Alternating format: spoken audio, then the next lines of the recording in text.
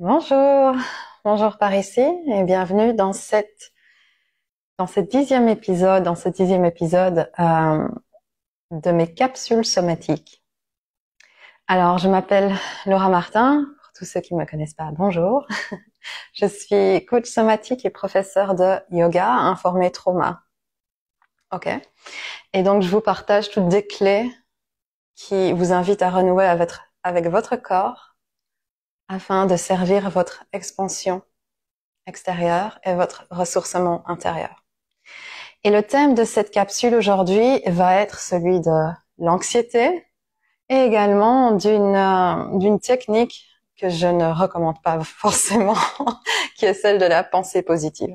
Parce que je pense que dans le domaine du développement personnel, on va beaucoup parler d'affirmation, de pensée positive, mais tout ça de manière très désincarnée.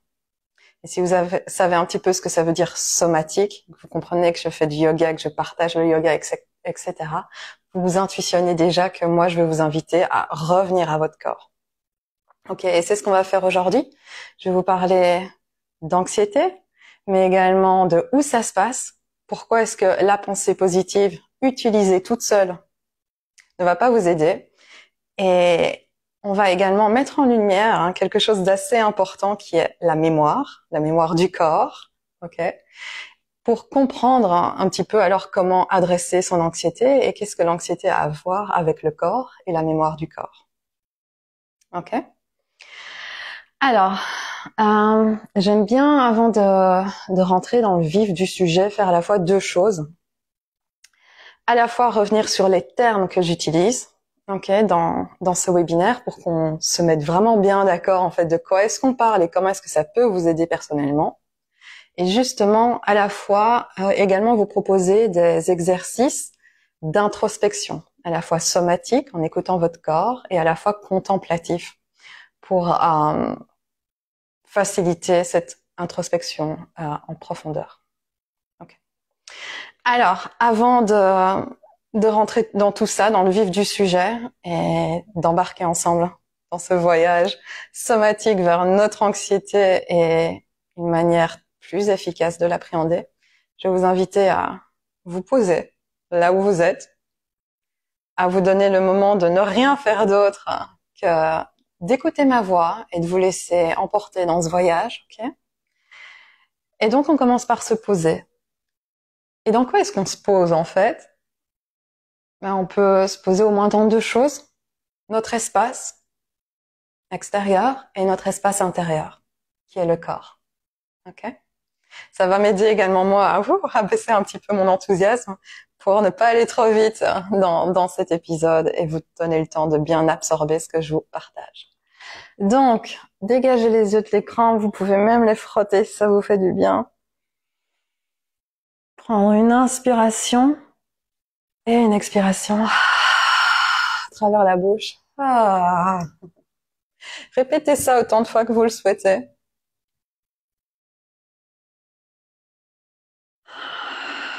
Pour avec l'expire comme atterrir. Comme si vous étiez un peu en train de planer dans le ciel de vos pensées, de votre mental, de vos préoccupations de la journée. Et on atterrit, on descend dans son corps. Vous pouvez toucher votre corps. Ou le regarder simplement. Regardez votre corps. Commencez à observer quelques caractéristiques de votre corps. Comment il se sent en ce moment? Est-ce qu'il est un peu chaud? Est-ce qu'il est un peu froid? Est-ce qu'il est un petit peu tendu? Est-ce qu'il a un peu de tension? Est-ce qu'il y a un sentiment de lâcher prise totale, un peu plus genre déprime? Okay. Ou est-ce qu'on se trouve un petit peu entre les deux, un petit peu entre quelque chose de tendu et quelque chose de pas très soutenu? Quelque chose d'assez détendu, chaleureux, doux.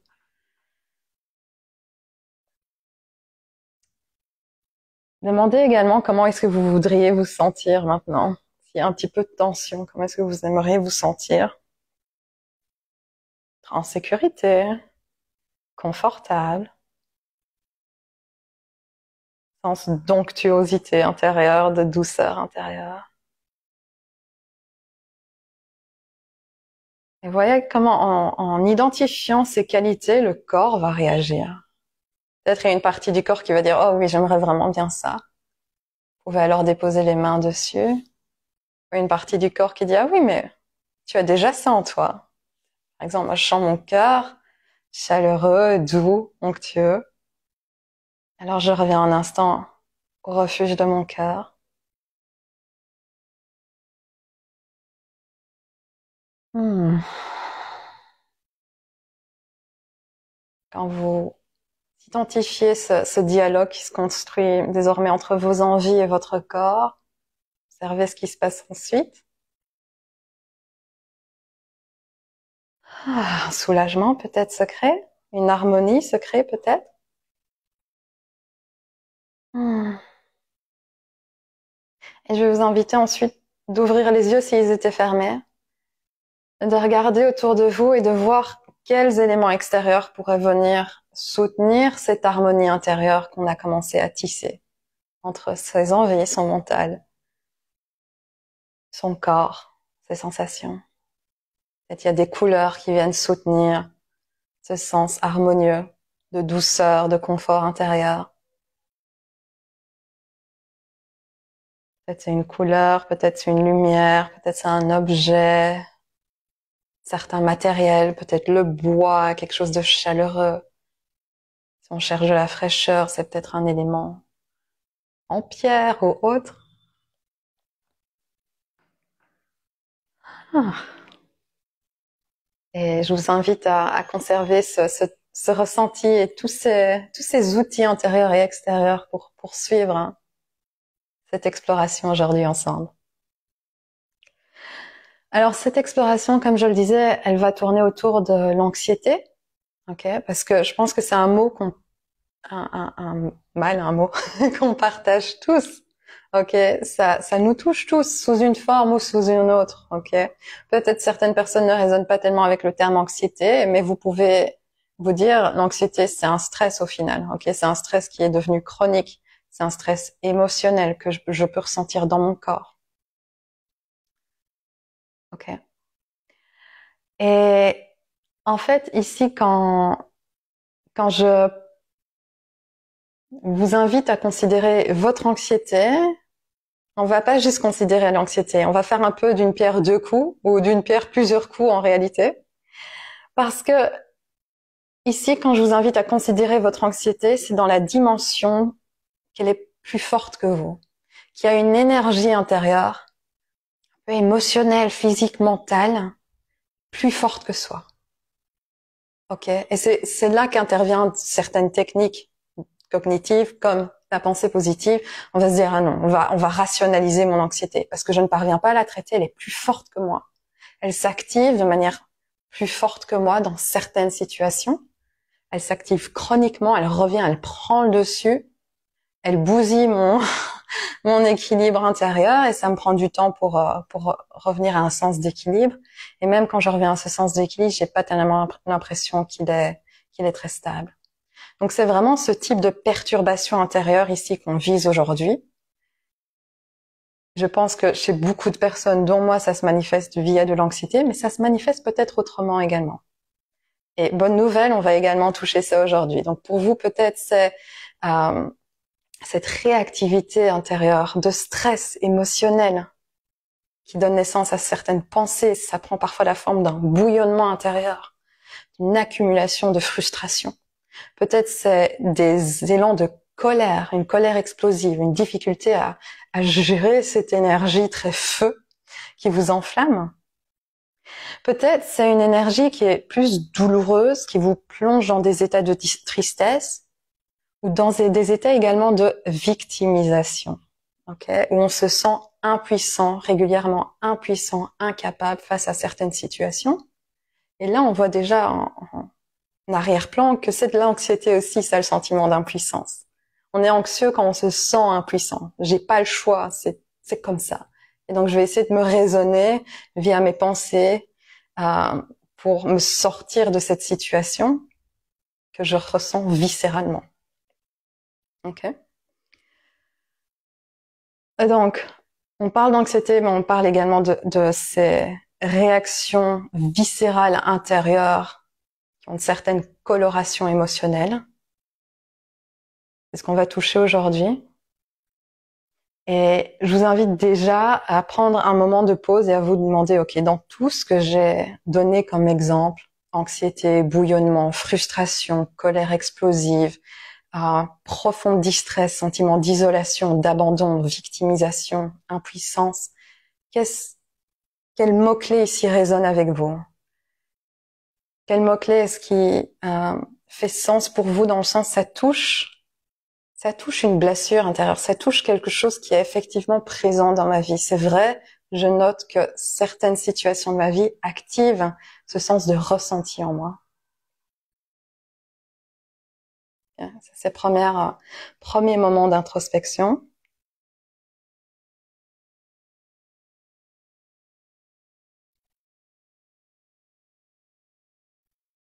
Et ensuite, poursuivons avec un peu une autre introspection qui est celle de se dire, ok, comment est-ce que j'ai essayé de prendre en charge jusqu'à présent ces difficultés émotionnelles intérieures? Comment est-ce que j'ai pris en charge jusqu'à présent mon anxiété qui revient de manière répétitive et qui semble toujours avoir cette emprise sur moi dont je parviens pas à me débarrasser?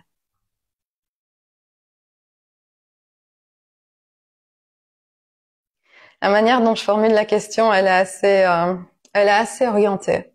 Ok. Dans le sens où je vous invite à observer comment est-ce qu'il y a un mécanisme en vous qui veut se débarrasser de. N'est-ce pas? On veut se débarrasser de ce qui nous fait sentir mal. L'anxiété, la colère explosive, le sentiment de victime, etc.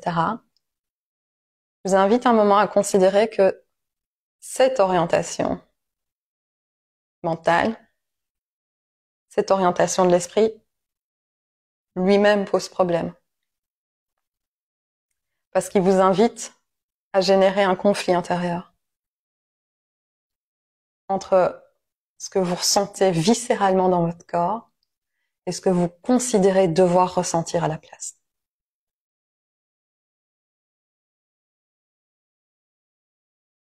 Ok. Et c'est en ça que, pour moi, la pensée positive est souvent très mal utilisée. Parce qu'elle est désincarnée. Ok, essayons juste peut-être un instant de s'accorder sur qu'est-ce que ça veut dire pensée positive. On peut voir la pensée positive comme une approche mentale. Ok. On est au stade de la cognition, là, déclarative, on déclare des choses dans notre tête. Qui consiste à orienter notre esprit délibérément vers des pensées optimistes, constructives, face à des situations difficiles, face à des émotions, des sensations qu'on ressent viscéralement. Et on va donc se concentrer sur les aspects positifs d'une situation, essayer de cultiver un certain optimisme, générer un optimisme intérieur, et se dire je me concentre sur les solutions au lieu que sur les problèmes ou sur les aspects négatifs. Et ça, on va se dire, ben c'est pas quelque chose de problématique. Pourquoi est-ce que tu dis, Laura, que ça va pas marcher sur notre anxiété? Alors, l'intention est positive, mais subtilement, elle crée un conflit intérieur, comme je le disais, entre ce qu'on ressent, ce qui est réellement vécu par le corps, et ce que le mental veut que le corps vive. On est dans une dissociation du mental et du corps. Okay. Donc on est dans une lutte interne. On va nier ce que l'on ressent, l'intelligence de notre ressenti. On se coupe de l'intelligence de notre ressenti parce qu'on se dit « je ne devrais pas ressentir ça, c'est stupide ». C'est stupide de ma part. Je peux me raisonner et avec ma rationalité, ma raison, me dire je dois ressentir autre chose. Et là, on retombe dans cette primauté du mental sur le corps qui dit non, tu devrais pas te sentir comme ça. Et ça, c'est vraiment dommage parce que le corps, toujours vous rappeler que le corps est l'aboutissement d'un processus millénaire du vivant.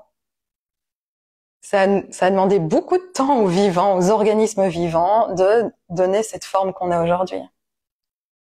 Ça a demandé un temps d'adaptation énorme, cette intelligence de survie, ok, de structure de cet organisme qui assure sa survie, qui se reproduit, qui se développe. Et tout d'un coup, le mental dit non, non, arrête de ressentir ce que tu ressens, c'est ridicule.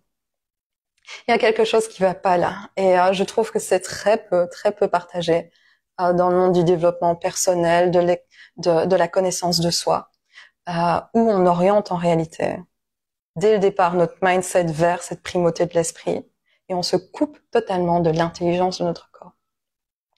Donc moi, je vous invite à ne pas faire cette erreur. Ok, mon approche, mon travail professionnellement repose toujours sur cette conviction ou sur ce mindset du partenariat, qu'on peut être en partenariat avec tout ce qui est en soi. Ok. Ensuite, observons pourquoi est-ce que la pensée positive ne sert à rien sur l'anxiété. Comme on disait, la pensée positive est un processus mental. L'anxiété est un processus viscéral. Ok, il vient de ton corps.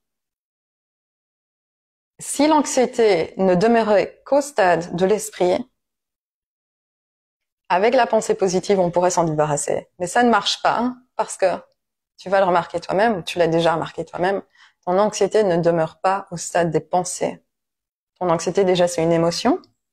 Et une émotion, elle se sent, elle se vit. Elle se vit où? Dans le corps.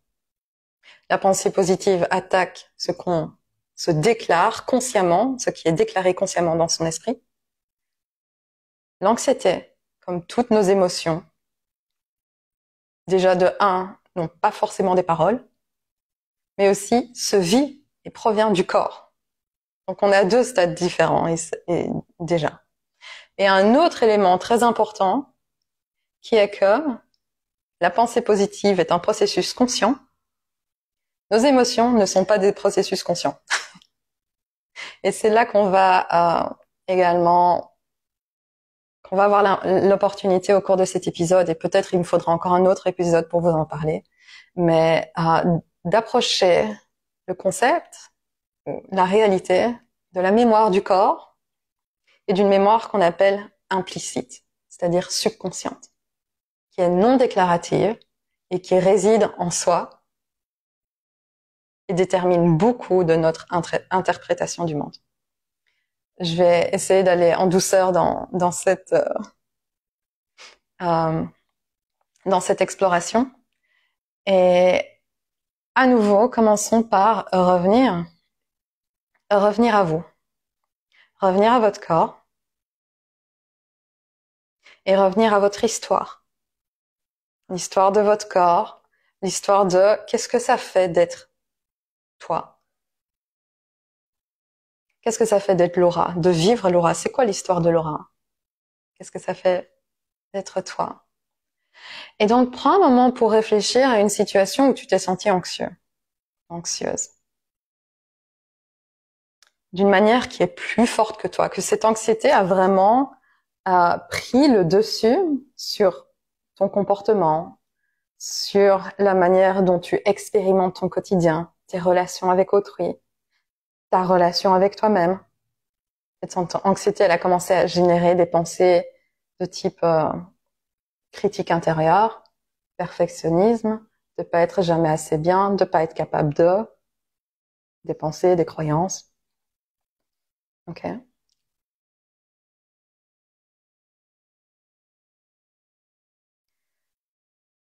Donc, identifie cette anxiété récurrente dans ta vie, cette anxiété, ce moment d'anxiété qui a pris le dessus sur toi. Juste analyse cette situation-là.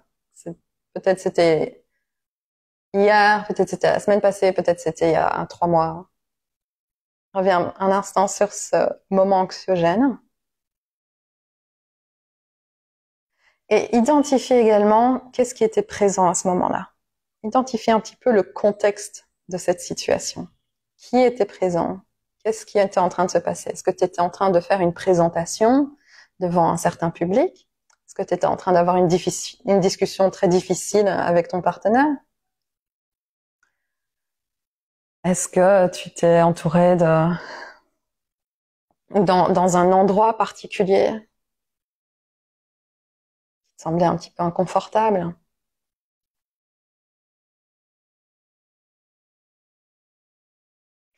Et prends un moment aussi pour comme ralentir la ligne du temps de cet épisode, de ce moment de ton histoire anxiogène, pour aller observer où a été le point de bascule. Où a été le moment qui a déclenché cette anxiété comme dans un point de non-retour. Elle a été enclenchée et tu savais plus faire pas en arrière. Et elle a pris le dessus sur toi. Quel était le moment qui a déclenché cette emprise de l'anxiété sur toi? Ça montait et elle s'est agrippée à toi. Donc on pourrait penser à un trigger, ok? On dit en anglais un trigger. Un moment d'activation de ta blessure émotionnelle. Peut-être c'est quelqu'un qui t'a dit quelque chose. C'est quelqu'un qui a utilisé un certain ton de voix. Peut-être c'est un endroit.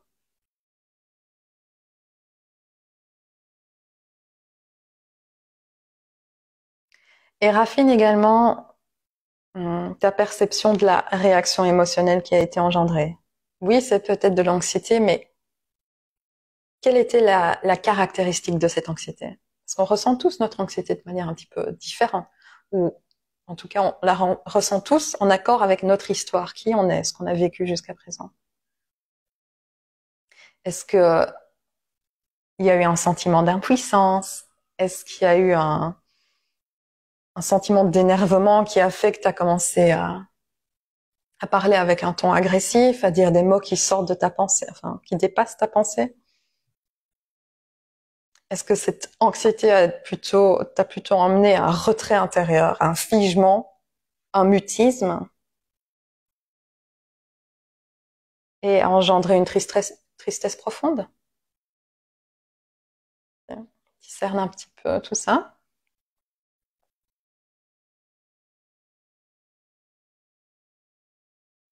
Sentiment d'abandon, de solitude. Et une fois que c'est clair, si je vais trop vite pour toi, tu me mets sur pause, hein. Mais une fois que c'est clair, demande-toi ensuite, qu'est-ce qui, dans cette expérience, est quelque chose qui m'est familier? Quelque chose que j'ai déjà remarqué dans ma vie. C'est pas la première fois que ça se passe. Ok, peut-être c'était une situation, un environnement. Tiens, c'est pas la première fois que dans ce type d'environnement, je ressens ça. Où j'ai une activation intérieure émotionnelle qui prend l'emprise sur moi. Qu'est-ce qui, dans ta réponse, anxiété, victimisation, sentiment de déconnexion, d'isolation, de jamais être assez bien, etc.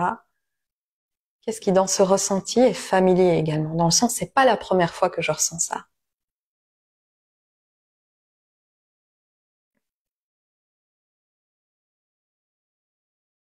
Est-ce que cette expérience, est-ce qu'à travers cette expérience, tu peux discerner un certain schème, un schéma, une répétition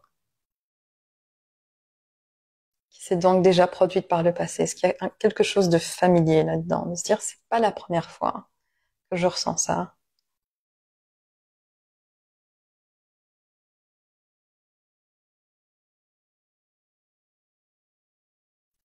Et alors, quand je travaille avec des clients privés, une question que j'aime beaucoup poser, c'est quand, par rapport à la réponse émotionnelle qui s'est manifestée, c'est de demander, donc une fois que je leur ai demandé est-ce que c'est la première fois que tu ressens ça? Ils disent non, non, non, ça m'est déjà arrivé auparavant, ok? Si tu devais essayer de te souvenir de la première fois que tu as ressenti ça, c'était quand? Et ce type de questions, il faut pas les fouiller dans la mémoire consciente. Ok, on laisse notre corps nous parler, parce que notre corps est la voix de notre subconscient. Okay, et des images vont provenir, des paroles vont provenir, il y a quelque chose qui va provenir tout seul. Donc juste pour la curiosité, demande-toi aussi, c'est quand la première fois dans mon histoire que j'ai ressenti ça? Jusque où je peux retourner dans l'histoire de ma vie et voir déjà les échos de ce que je ressens dans cette situation anxiogène que j'ai vécue il y a quelques mois.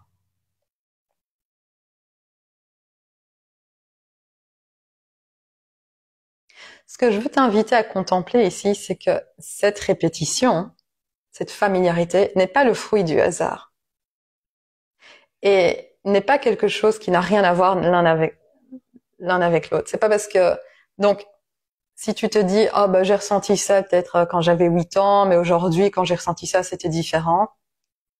Mais peut-être pause sur ce jugement-là parce que tu serais vachement étonné de voir qu'en fait c'est peut-être pas si euh, déconnecté en réalité.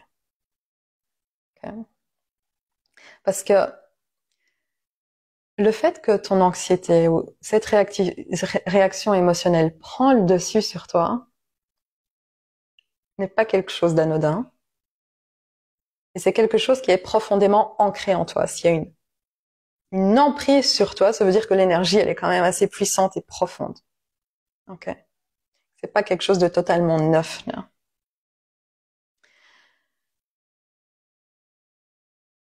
Et aussi que la forme originelle, déclencheuse, activante, ne réside pas dans tes pensées. Ça réside clairement à un stade viscéral, ok, un encodage profond en toi. Ok, voici, ça semble correspondre un peu à ton expérience. Cette idée de vraiment, c'est viscéralement dans mon corps. Il y a quelque chose qui fait que c'est connecté, ça va agir comme ça.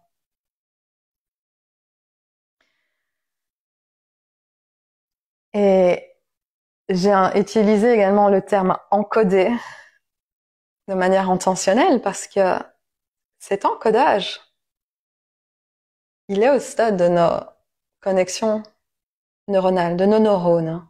Ok. Cet encodage des réactions existe au niveau de notre cerveau. C'est ici qu'on va rentrer un petit peu plus dans un aspect un peu neuroscientifique, compréhension de la manière dont notre corps fonctionne au niveau du système nerveux, des connexions entre les neurones et de notre cerveau. Comme je te le disais au début de cette capsule, de cet épisode, ton corps est l'aboutissement d'un processus millénaire du vivant. Millénaire. Des milliers d'années. Il y a une intelligence profonde là. Notre système nerveux témoigne de cette intelligence profonde, qui est celle de la survie. Okay. Et ton cerveau, c'est aussi son job. Traiter les informations qu'il reçoit, les encoder. Et pourquoi est-ce qu'il les encode? Pour mieux prédire le futur. Pour mieux prévoir ce qui va se passer. Pourquoi c'est important de prévoir? Parce que ça te donne un sens de contrôle. Et grâce à ce sens de contrôle, il y a également le sentiment que tu peux mieux te défendre. Okay? C'est une intelligence de la défense, de la protection.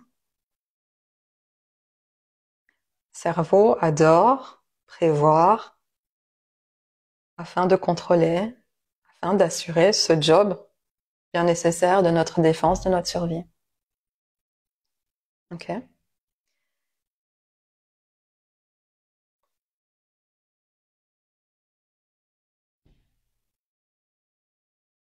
Alors, je vais te parler de mémoire implicite, de la mémoire du corps. Le système nerveux est comme un système d'encodage.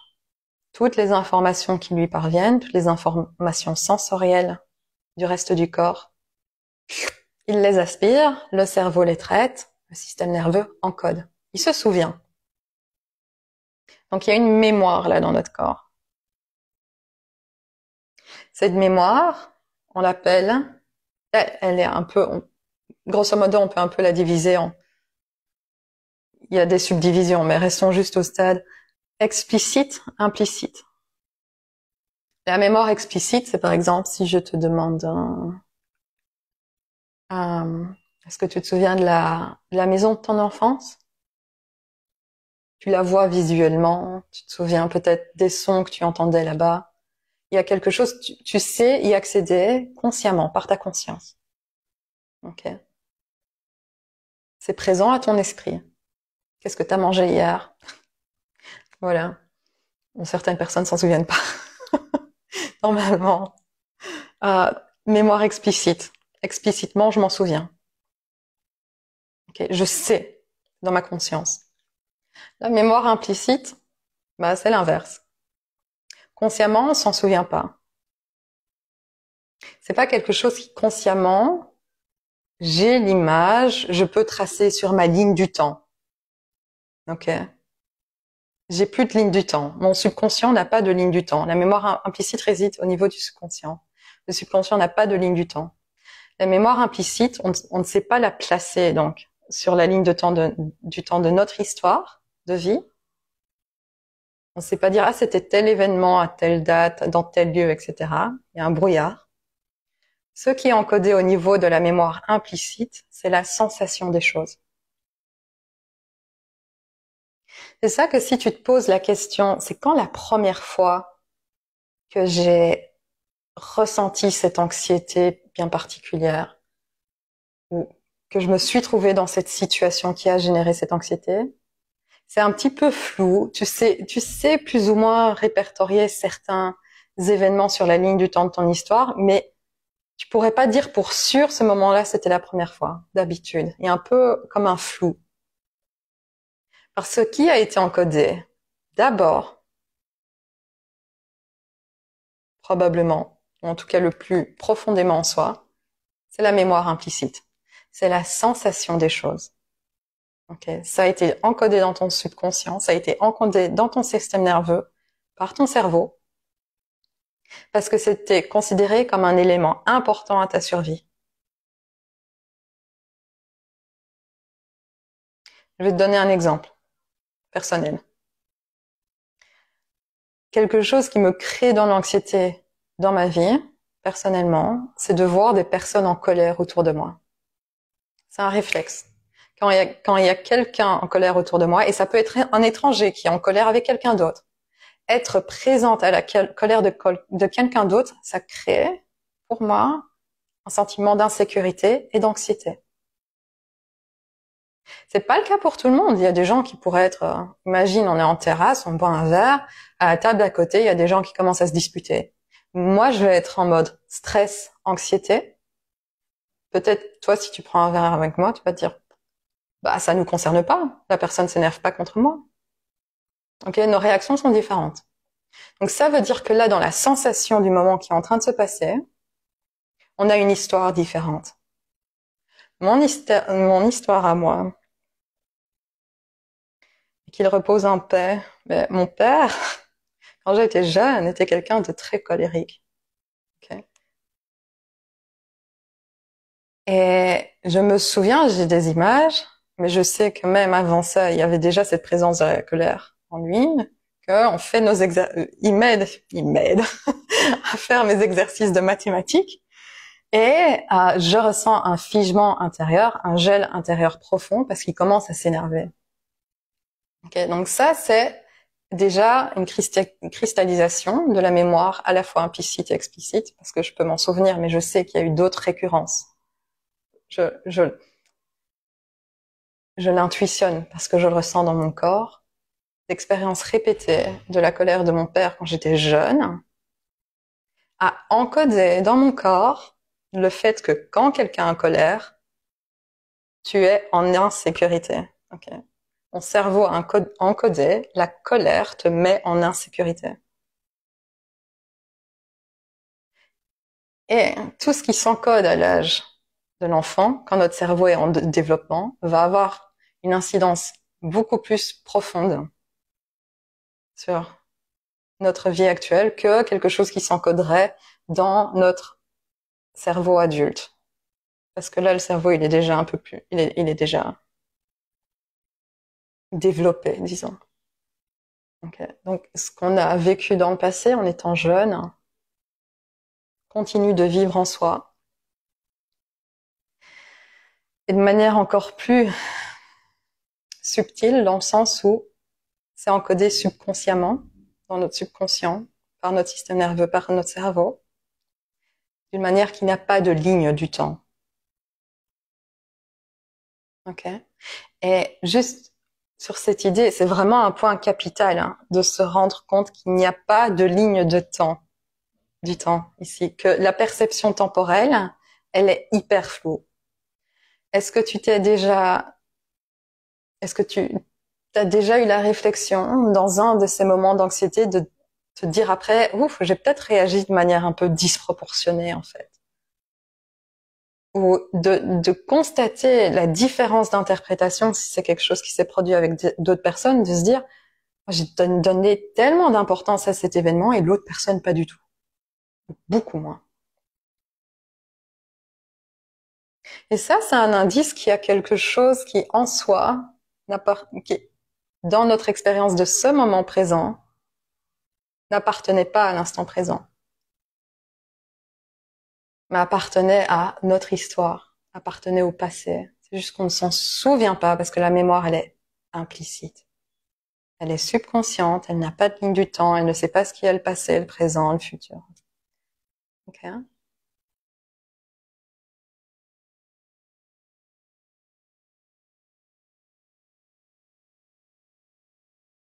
Donne un moment pour intégrer ça, voir si ça résonne, voir si ça éclaire certaines choses.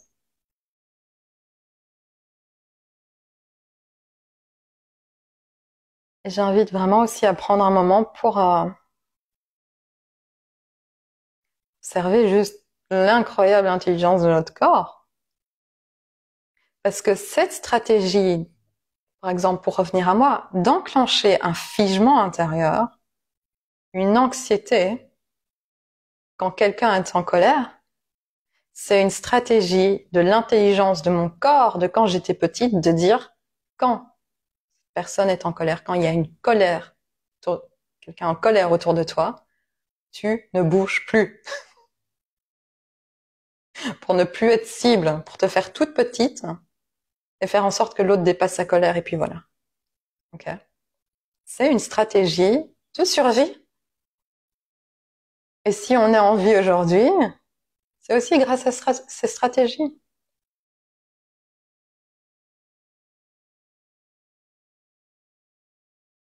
Donc il faut une bienveillance. C'est capital, hein, dans cette approche profonde de compréhension de ses émotions, de compréhension de cette énergie en soi qui est plus forte que soi qui prend le dessus.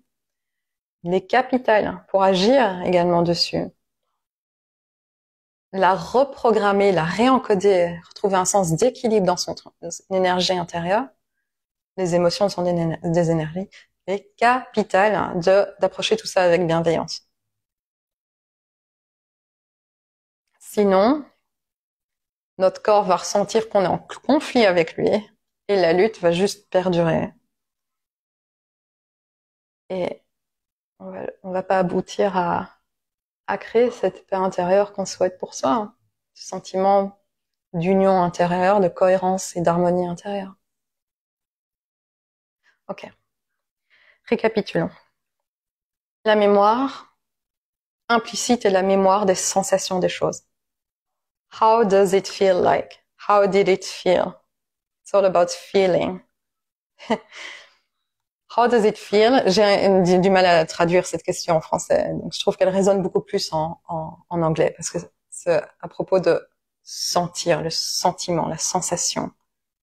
Feeling. Ok.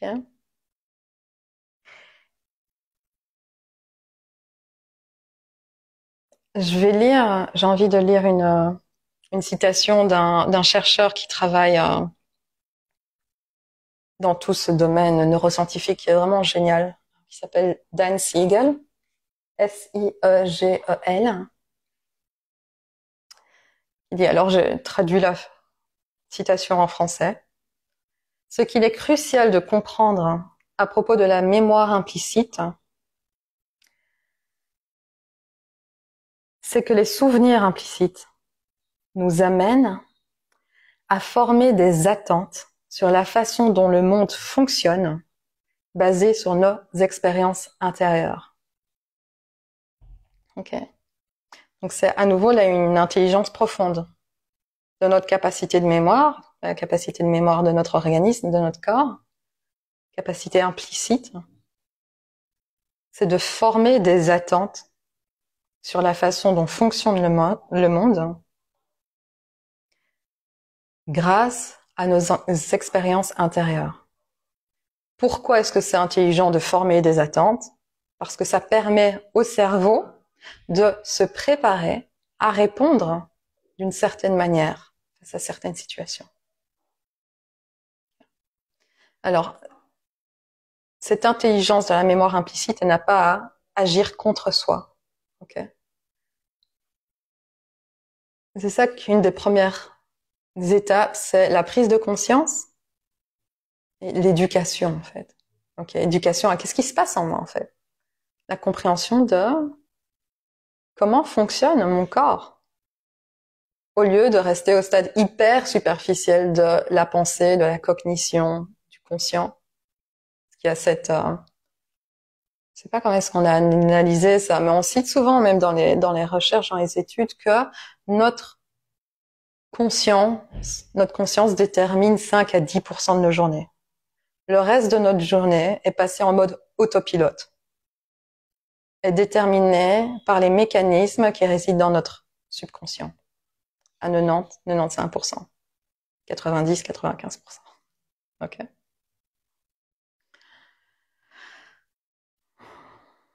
Ok. Alors, je pense qu'il serait bien de commencer un peu clôturer ici ce partage.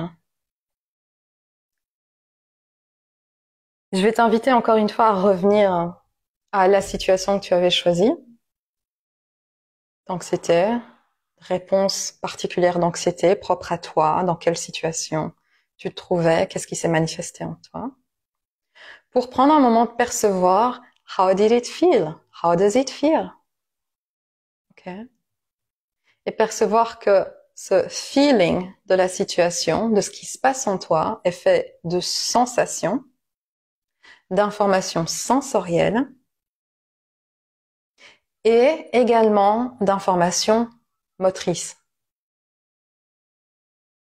d'un mouvement. Je donnais l'exemple de ma réaction face à la colère.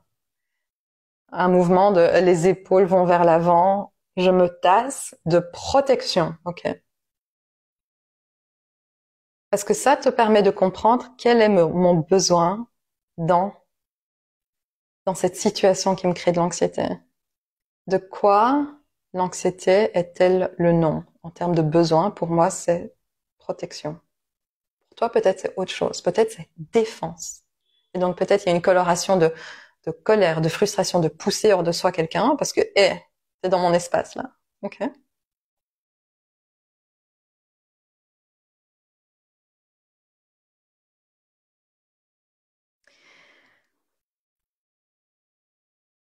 Et peut-être certains d'entre vous sont engagés dans un travail sur leur trauma, dans une ligne du temps qui va assez loin. Et on va parler notamment de trauma préverbal. C'est là que joue à nouveau vraiment le rôle, que se joue le rôle de la mémoire implicite. Parce que la mémoire implicite, elle est première dans notre développement. Ensuite vient la mémoire explicite. Donc certaines personnes doivent faire face à des traumas préverbaux. Ils n'avaient pas le langage à ce moment-là. Il n'y avait pas de représentation déclarative, verbale. Ils travaillaient pour résoudre cette tension, cette charge émotionnelle cristallisée sous la forme de trauma en soi préverbal. Ce travail se fait nécessairement avec le corps. Parfois c'est un trauma prénatal, parfois c'est un trauma postnatal également. Ça c'est juste pour vous faire comprendre l'infinie nécessité d'être engagé avec votre corps dans votre rapport à vous, dans votre rapport aux émotions, dans votre rapport à votre ressourcement, votre faculté à retrouver votre énergie, à cultiver votre énergie, à cultiver son équilibre, dans votre rapport à l'expansion de soi, de qui vous êtes, votre réalisation. Revenez au corps, parce que c'est le lieu du subconscient, c'est le lieu où est emmagasiné un stock énorme d'informations sensorielles motrices implicites. Ok.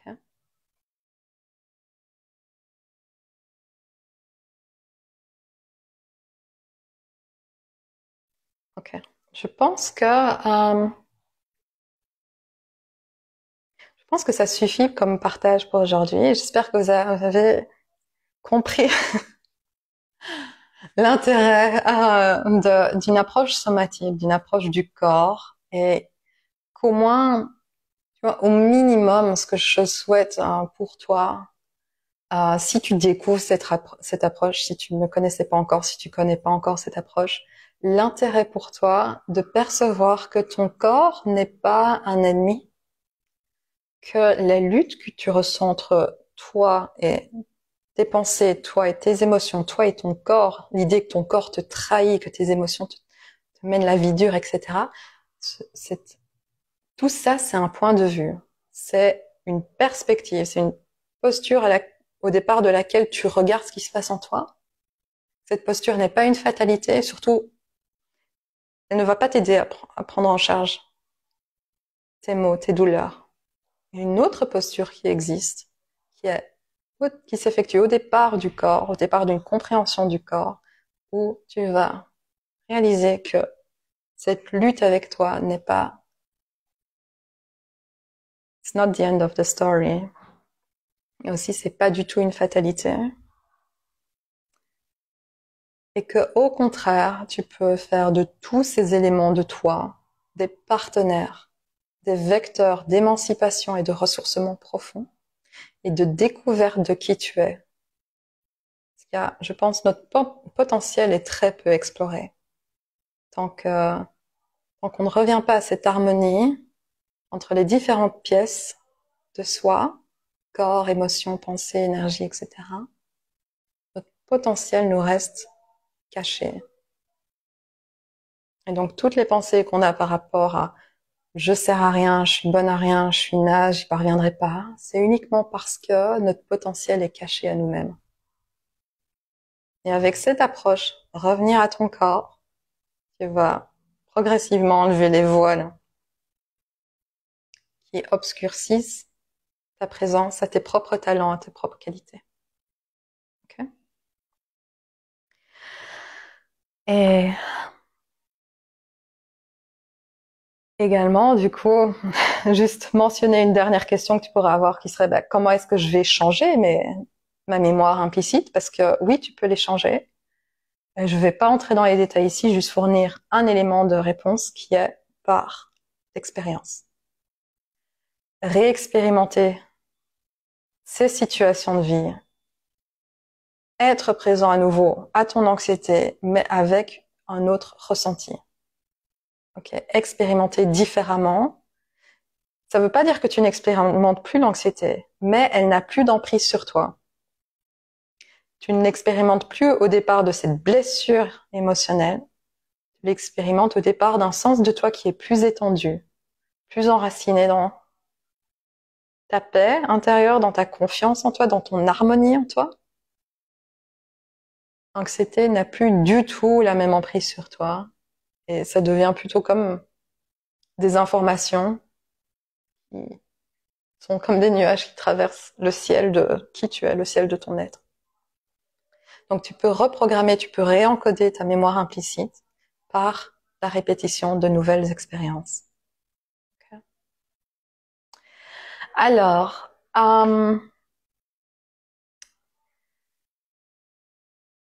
oui, c'est tout pour moi. Je pense que c'est tout ce que je voulais partager pour aujourd'hui. C'est un thème sur lequel je reviendrai sans doute par la suite, hein, mais plus dans une dimension très scientifique, parce que je suis pas chercheuse en neurosciences. Okay. C'est un thème qui me passionne, mais que je veux avant tout transmettre de manière concrète. Okay. de manière dans mon approche d'expansion somatique, dans mon coaching somatique que je fais avec mes clients qui rejoignent mes offres privées ou collectives. C'est ce mindset-là que je veux transmettre. Donc, si tu veux creuser le sujet, je t'invite à faire tes recherches. Par exemple, va consulter les ouvrages de Dan Siegel, okay, dont j'ai mentionné une citation aujourd'hui. Si tu veux faire un chemin profond en toi-même, okay, développer une pratique qui est infusée d'une approche informée par l'intelligence de ton organisme, informée par comment prendre en charge ton épanouissement, ton ressourcement, ton réencodage de ces anxiétés, de ces émotions qui prennent le dessus. Je t'invite à continuer à me suivre ce que je partage et pour vraiment enclencher ce travail alors ensemble, à rejoindre une de mes offres en ligne. Tu trouveras un lien vers ce que je propose, soit en commentaire de cette vidéo sur Facebook, soit dans la description sur YouTube.